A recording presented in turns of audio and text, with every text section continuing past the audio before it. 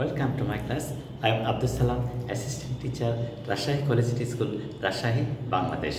My dear viewers, আজকে যে ক্লাসটা আমরা করতে যাচ্ছি স্পোকেন ইংলিশ এবং রিটেন ডেভেলপের জন্য অত্যন্ত ইম্পর্টেন্ট কিছু ইন্টারেস্টিং এবং চমৎকার ইজি ফ্রেজ ব্যবহার করে কত সুন্দর করে সেন্টেন্স লেখা যায় সেটা নিয়ে আজকে আমরা কাজ করব। আমরা তাহলে কি করছি আজকে মেকিং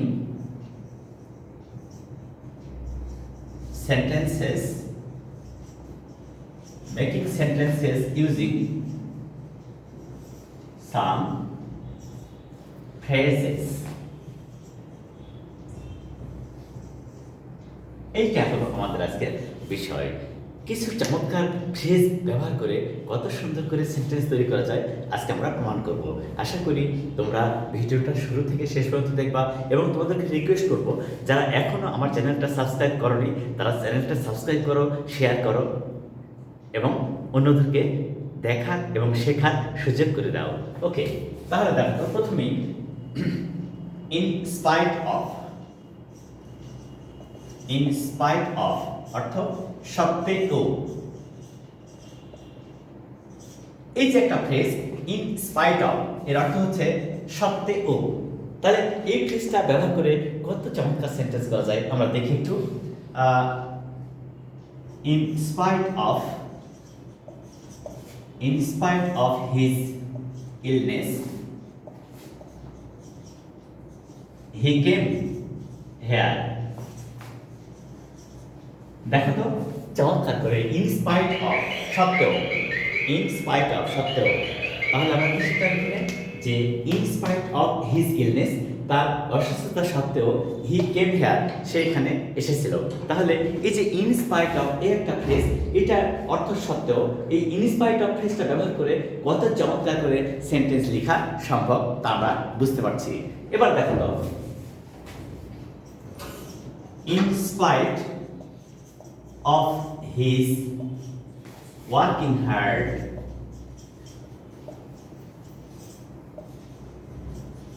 he failed. তার কঠোর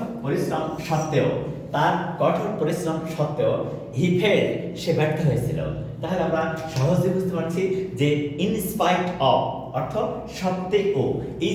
এই একটা চমৎকার স্ট্রাকচার এই ফ্রেজটা ব্যবহার করে আমরা অনেক সেন্টেন্স লিখতে পারবো।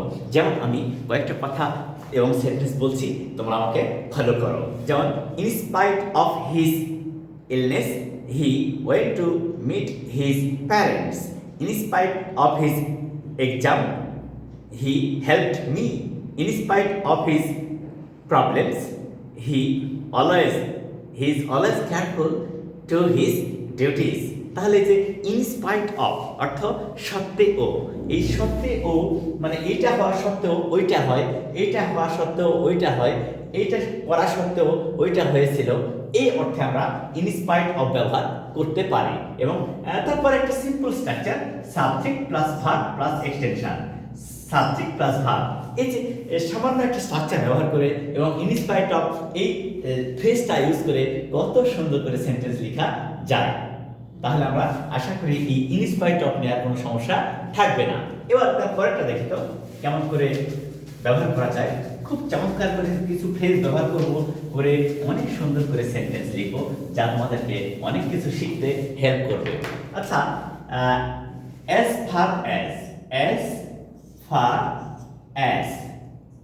যতদূর, as far as তাহলে দেখো তো যত দূর, as far as যত দূর। যেমন তুমি বলছো as far as I know আমি যতদূর জানি he is honest সে সৎ। দেখো তো as far as I know আমি যতদূর জানি, as far as I know he is honest আমি যতদূর জানি সে সৎ। তাহলে এই যে as far as যতদূর, তারপর দেখো as far as I know he is innocent. আমি যতদূর জানি সে নিষ্পাপ। আমি যতদূর জানি সে নিষ্পাপ। অ্যাজ ফার অ্যাজ, যতদূর। আমরা অনেকটু ভাবি as far as I know he will come very soon. তাহলে কি হচ্ছে দেখো তো, as far as I know he will come soon. আমি যতদূর জানি সে শীঘ্রই আসবে। As far as I know he will come soon. আমি যতদূর জানি সে খুব শীঘ্রই আসবে। তাহলে এই যে অ্যাজ ফার অ্যাজ, যতদূর, এক চমৎকার ফ্রেজ ব্যবহার করে কত সুন্দর সেন্টেন্স লেখা যায়। আসলে স্পোকেন ইংলিশ যেটা এবং রিটেন টেক্সট যেটা, এটাকে ডেভেলপ করার একমাত্র উপায় হচ্ছে কিছু সুন্দর সুন্দর ওয়ার্ডস এবং ফ্রেজ শিখে নেওয়া এবং সেগুলি বাস্তব জীবনে প্রচুর ব্যবহার করতে হবে। আসলে তুমি অনেক গ্রামাটিক্যাল আইটেমস জানো, কিন্তু সেগুলি ব্যবহার করো না, প্র্যাকটিস করো না, তাহলে কিন্তু ডেভেলপ করা সম্ভব নয়। তুমি একটা স্ট্রাকচার ধরবা, সেই স্ট্রাকচারটা তোমার ফ্রেন্ডস বা রিলেটিভস বা খুবই ক্লোজ মেটের সাথে ব্যবহার করবা, দেখবা তোমাদের ডেভেলপমেন্টটা খুবই দ্রুত হচ্ছে। Actually practice makes a man perfect and I hope you will do it. আমরা এরপরে একটা স্ট্রাকচার দেখছি কেমন হচ্ছে সেই ফ্রেজটা। ওই ফ্রেজ ব্যবহার করে আমরা কতটুকু লিখতে পারছি সেটা এখন দেখব।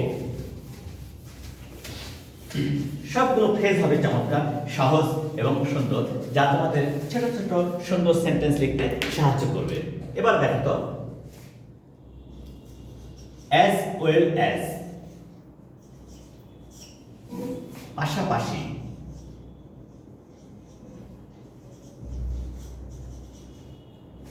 বা এবং। আচ্ছা, অ্যাজ ওয়েল অ্যাজ, কোনো কিছুর পাশাপাশি আরেকটা কাজ হয়, একটা বিষয়ের পাশাপাশি আরেকটা ঘটনা ঘটে। একটা বিষয়কে আমি পছন্দ করি, একটা বস্তুকে আমি পছন্দ করি, তার পাশাপাশি আরেকটা পছন্দ করি। একটা ঘটনা ঘটে, তার পাশাপাশি আরেকটা ঘটনা ঘটে। এই যে পাশাপাশি বা একটার পর আরেকটা যুগপৎ ঘটনা, এইরকম অর্থ প্রকাশ করলে আমরা অ্যাজ ওয়েল অ্যাজ ব্যবহার করব।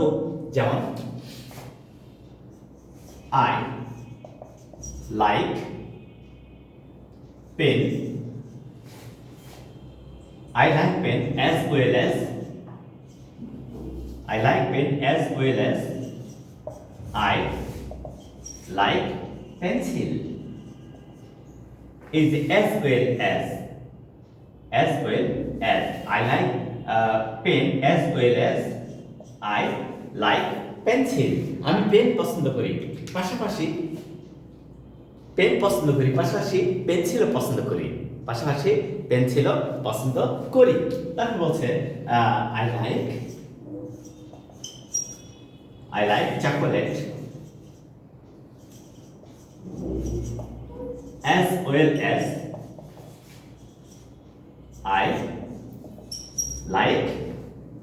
I like chocolate as well as I like chips. দেখো তো, এই যে as well as, অর্থাৎ এইটা তো হয়, এর পাশাপাশি ওইটাও হয়, এই কাজটা হচ্ছে, এর পাশাপাশি ওই কাজটা হচ্ছে, তখন হবে as well as।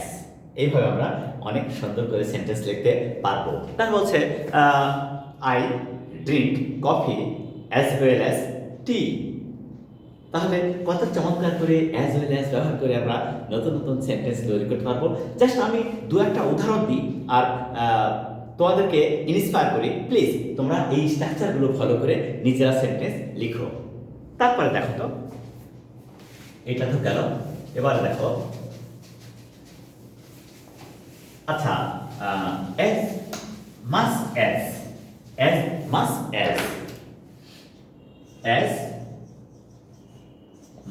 as যতটুকু as much as, তাহলে কেমন হলো? as much as যতটুকু।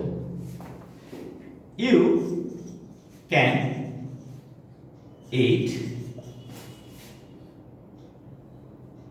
fish as much as you like। দেখো তো, তুমি মাছ খেতে পারো as much as you like, তোমার যতটা পছন্দ। তারপরে you can eat apples as much as you want. তুমি যতটুকু চাও ততটুকু অ্যাপেল খেতে পারো। তাহলে এই যে as much as এইটা ব্যবহার করে কত চমৎকার করে সুন্দর করে সেন্টেন্স লেখা যায়। তুমি বলছো I want to enjoy a special dish as much as I want. I want to wait for long time because I want that he will come, so I shall wait as much as I want. তাহলে আমরা কত সহজে এই as much as ব্যবহার করে একটা sentence লিখতে পারি তা তোমরা বুঝতে পারলাম, তাই না? আসলে বাস্তবতা হলো যে তোমাকে এই একই ধরনের সেন্টেন্স ব্যবহার করে চমৎকার করে সেন্টেন্স লেখা অভ্যাস করতে হবে। তাহলে এরপরের একটা স্ট্রাকচার দেখি আমরা কিভাবে সেটা লেখা যায়। আচ্ছা, এই as much as এইটা যদি এটা কিন্তু সাধারণত দেখো এই as much as এটা আনকাউন্টেবল নাউনের ক্ষেত্রে হয়। Uncountable noun.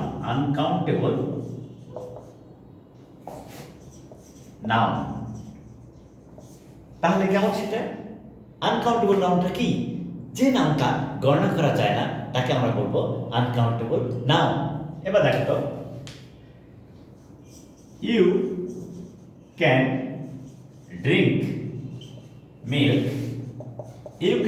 drink milk as much as you need. তুমি ততটুকু দুধ পান করতে পারো যতটুকু তোমার প্রয়োজন। তাহলে এই যে as much as যতটুকু। আচ্ছা, এরপরে যেটা বলছি সেটা আমরা as long as যতদূর বা যতক্ষণ as long as যতক্ষণ। খুবই ইন্টারেস্টিং একটা ব্যাপার। যেমন তুমি কতক্ষণ দেরি করবা? হ্যাঁ, আমি দেরি করব যতক্ষণ আমি পারি। তাহলে কি দেখো তো, you can wait as long as you can. তোমার যতক্ষণ তুমি পারো ততক্ষণ তুমি অপেক্ষা করো। তোমাকে পড়তে বলা হয়, তুমি যতক্ষণ পারবা তুমি পড়ো। তাহলে please study as long as you can. তাহলে অনুগ্রহ করে পড়ালেখা করো যতক্ষণ তুমি পারবা। তাহলে as long as একটা কাজের মাত্রা সীমা বলে দিচ্ছে। আশা করি তোমরা এখন এই সুন্দর স্ট্রাকচারগুলো, এই ফ্রেজগুলো ব্যবহার করে নিজেরা সেন্টেন্স লিখবা এবং প্র্যাকটিস করবা। So my dear viewers, please তোমরা এই স্ট্রাকচারগুলো ফলো করে অনেক সেন্টেন্স লিখো এবং নিজেদের স্পোকেন ইংলিশটাকে এবং রিটেন ইংলিশটাকে আরও ডেভেলপ করো এবং আমার চ্যানেলটাকে সাবস্ক্রাইব করো, শেয়ার করো, যাতে আমার কাজগুলো অন্যদের মাঝে চলে যেতে পারে এবং তোমার ফ্রেন্ডসরা উপকৃত হয়। So thank you.